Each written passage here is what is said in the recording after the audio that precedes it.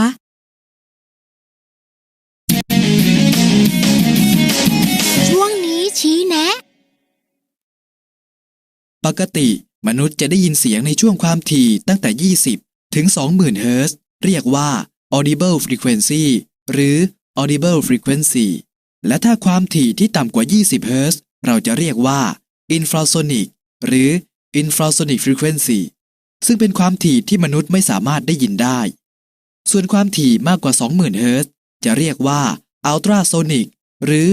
ultrasonic frequency เป็นความถี่เหนือเสียงมนุษย์ไม่สามารถได้ยินได้เช่นกันครับแล้วเจมทราบไหมว่าความถี่มีความสัมพันธ์กับเสียงสูงต่ำอย่างไรไม่ทราบครับถ้าอย่างนั้นเราไปทำกิจกรรมการทดลองกันเลยดีกว่าค่ะ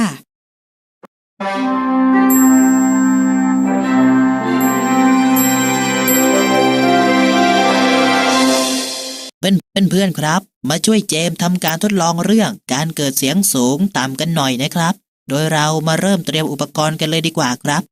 อุปกรณ์ในการทดลองนี้มีเพียงอย่างเดียวเท่านั้นค่ะคือไม้บรรทัด1 อันขั้นตอนแรกให้ใช้มือกดไม้บรรทัดไว้โดยวางไม้บรรทัดให้ยื่นออกมาจากขอบโต๊ะประมาณ15 เซนติเมตรนะคะ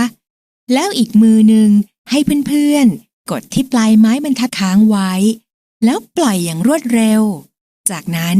สังเกตการสั่นของไม้บรรทัดและเสียงที่ได้ยินด้วยนะจ๊ะ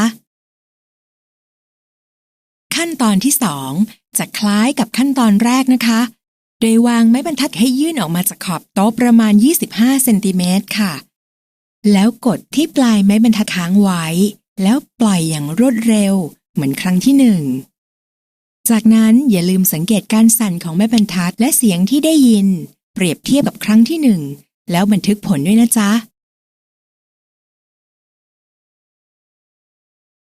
จากการทดลองเพื่อนๆจะสังเกตเห็นว่าถ้าเราวางไม้บรรทัดยื่นออกมาจากขอบโต๊ะประมาณ15 เซนติเมตร การสั่นของไม้บรรทัดจะมีจำนวนรอบที่สั่นมากและได้ยินเสียงเป็นเสียงสูง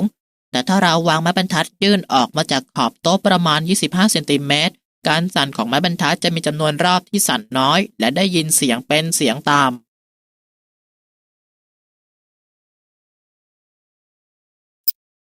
ถูกต้องแล้วล่ะจ้ะเจมส์ซึ่งการทดลองเรื่องการเกิดเสียงสูงต่ำนี้ทำให้เราสามารถสรุปได้ว่า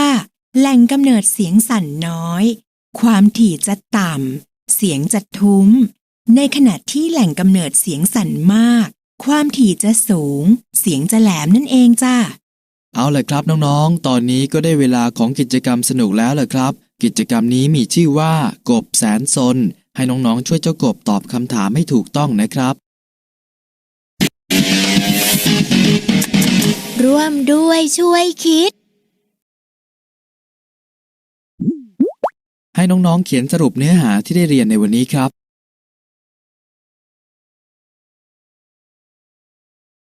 หลังจากที่เราสนุกกับกิจกรรมการทดลองกันไปแล้วก็มาถึงช่วงสรุปทบทวนความรู้ที่ได้เรียนจากในคาบเรียนนี้กันเลยนะครับการเกิดเสียงสูงต่ำนั้นเกิดขึ้นอยู่กับจำนวนรอบที่วัตถุสั่นใน1วินาทีเรียกว่าหน่วยวัดความถี่ว่าเฮิรตซ์มนุษย์ได้ยินเสียงในช่วงความถี่ตั้งแต่20ถึง20,000เฮิรตซ์และวัตถุที่สั่นด้วยความถี่สูงจะให้เสียงสูง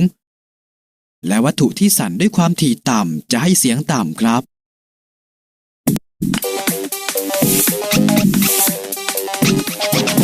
ฉายเดียวตอนข้อไหนกันแน่หลังจากที่เราสรุปความรู้กันไปเรียบร้อยแล้วคราวนี้เรามาทำแบบฝึกหัดกันบ้างดีกว่าครับโดยให้น้องๆคลิกเลือกคำตอบที่ถูกต้องที่สุดได้เลยครับความถี่ของเสียงคืออะไรจำนวนรอบของวัตถุที่สั่นจำนวนครั้งของวัตถุที่สั่นจำนวนรอบของวัตถุที่สะท้อนกลับจำนวนครั้งของวัตถุที่สะท้อนกลับข้อใดคือหน่วยของความถี่เสียงเดซิเบลเฮิรตซ์แอมแปร์ลักข้อใดคือช่วงความถี่ที่มนุษย์สามารถได้ยินได้15ถึง50,000เฮิรตซ์20ถึง20,000เฮิรตซ์60ถึง65,000เฮิรตซ์10,000ถึง120,000เฮิรตซ์การที่เราได้ยินเสียงสูงหรือเสียงต่ำนั้นขึ้นอยู่กับอะไรความคงทนของวัตถุความหนาของวัตถุความกว้างของวัตถุความถี่ในการสั่นของวัตถุเสียงสูงเกิดขึ้นได้อย่างไรความถี่ในการสั่นของวัตถุมากความถี่ในการสั่นของวัตถุน้อยความดังในการสั่นของวัตถุมากความดังในการสั่นของวัตถุน้อย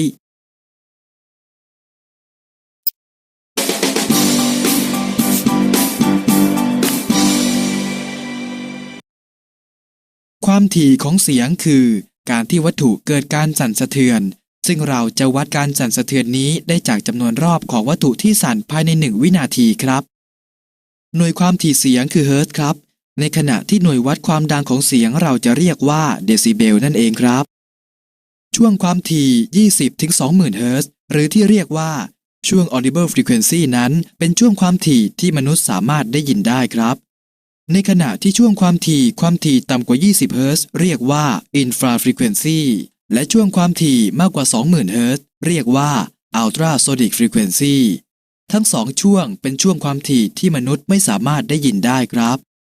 การที่เราได้ยินเสียงสูงหรือเสียงต่ำนั้นขึ้นอยู่กับความถี่ในการสั่นของวัตถุโดยการสั่นของวัตถุนั้นจะมีผลทำให้เกิดเสียงสูงต่ำครับวัตถุที่สั่นด้วยความถี่มากจะทำให้เกิดเสียงสูงในขณะที่วัตถุที่สั่นด้วยความถี่ต่ำจะทำให้เกิดเสียงต่ำคาบเรียนเรื่องการเกิดเสียงสูงเสียงต่ำก็หมดเวลาลงแล้วนะครับน้องๆไว้พบกันใหม่คราวหน้าสำหรับวันนี้สวัสดีครับ